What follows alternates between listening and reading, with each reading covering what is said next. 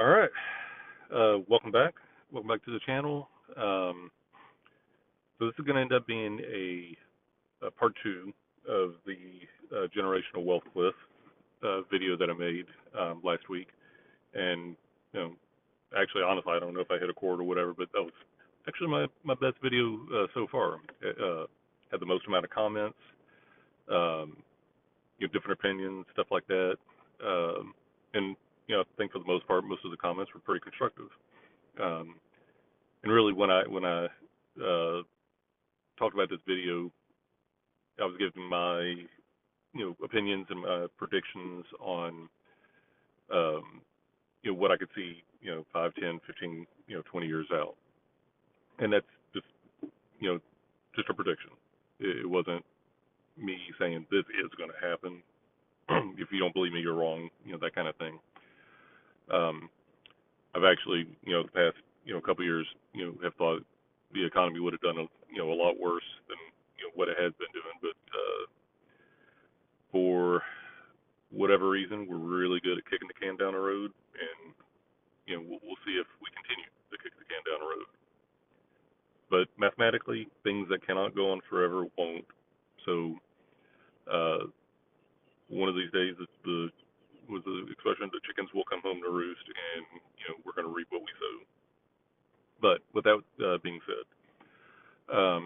I'll go ahead and kind of summarize in the 20-minute video into like a couple statements. Um, Basically, what the last video was is, um, you know, most of the boomer generation, and it slowly goes down as we get younger, and so it just makes sense. But basically, all of the assets that we hold, whether that be cars, um, whether it be stocks, houses, vacation homes, like any physical item, uh, when people offloading them, when it reaches a critical situation or a critical point, uh, people are going to want to get their money's worth. So, like, just case in point for houses, if you know, say the boomers that own over 50% of the assets in the country, but we'll just talk about houses. If they offload 50 million homes, and I'm just making this number, that were not for sale but now are for sale, that is going to be a flood of homes on the market. Uh, and just like the supply and demand curve, the greater the supply, essentially the lower the price. Um, True, there is a demand for homes, but the other side of the argument is uh, all the generations that came back or came after uh, the boomers have been less well off than what the boomers have been. Like the boomer generation and some of the older Gen X's are in all the key positions, and they're not being forced to retire. They don't want to retire. They're making really really good money for what could be relatively little work, mostly developing relationships, conversations, and telling people what to do. Um, the late Gen Xers like myself, millennials, even what Gen Z, um, we're coming up in a time where houses are at an all-time high. Everything is peak price, and it might continue to peak, but there's the other side of the peak. So when these boomers, when they want to offload their home that they bought for $20,000 and now selling for $1.5 million, nobody can own. Nobody, like very few people. Like we'll talk about the average of each generation. There's almost no generation that can buy a $1.5 million house realistically. Yeah, they can extend themselves. They can get I don't know, maybe there's 50-year loans now or something like. There's inheritances and things like that. But even then, so if I'm like Gen X and like I have a job making, we'll just say 60,000 a year, not a bad job, like it's a living. But if I inherit a home that is worth $1.5 million, what's the property taxes on that? If you're in Texas, you might be paying, I don't know, $10,000 a month, or like 9,000. If I like when I on a $276,000 house, my property taxes for the year would have been like almost $8,500. For like that's $700 a month. So like I don't know, throw a zero behind that, and that's almost what you're paying. And like I don't even know what it is now, but like it's probably more. Um, so yeah, like if you're making $60,000, you inherit a home that you have to pay $20,000 a year in taxes. Like you just lost a third of your income. You haven't even eaten yet. You haven't paid the electricity yet on a $1.5 million house. You're still paying for your cars and apparently student loans, which we're going to get to in a second. So yeah, that's the squeeze that I'm talking about. So even if just everybody's going to be offloading assets all at once, and like we've hit peak price. Like we might keep peaking, but like I said, there's the other side of the peak, and everybody wants to sell at the top. So whenever they start figuring it out and saying, "Oh, we're at the top and prices are coming down," even those people that weren't even considering selling assets, they're going to want to offload those assets as well and increase the supply of homes, cars, or whatnot even more. And it's just going to be you know a ball rolling down the hill, and you can imagine what that ball is going to be made of. So that's a quick summary. I guess I did it in like 5 minutes, not 20 minutes. But what we're going to talk about now is what happened last week. I think it started on Monday. Was um, the Trump administration, for good or bad, I'm not making a judgment, are starting to enforce, you know, collecting student loans from I think from everybody. Uh, but if you haven't been paying and you're basically in default, which is apparently a large number, um, you're going to be like starting to be forced to be paid, whether that's garnishing your wages or whenever you do your taxes, they withhold um, your refund that you would have gotten. And I know a lot of us uh, try to get as much of a refund back as possible, so it's like a mini Christmas in the middle of the year. Well, that ain't going to happen. Uh, and you get your wages garnished, and it comes to that point where you default on something like the student loans, that affects your credit score. So that cheap house that you're going to buy at 5% interest, maybe now is going to be 6, 7, 8% interest. So now those houses are even more unaffordable. Cars, same thing. Um, do you work for the government and do you have a security clearance?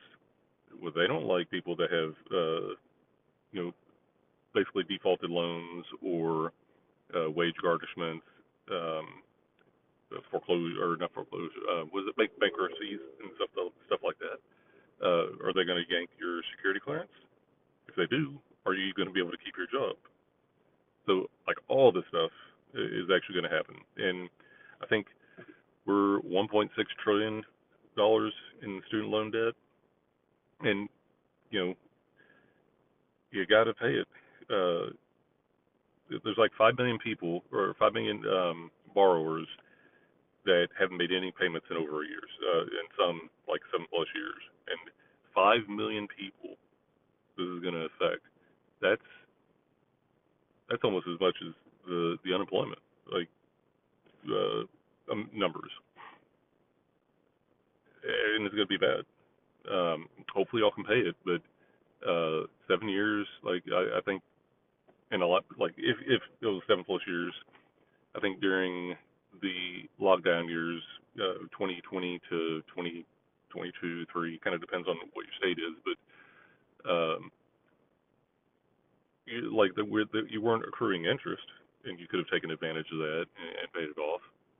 Um, and we can't even sit here and say, well, let's just be really charitable and forgive everybody's student loans, or forgive a certain number of student loans.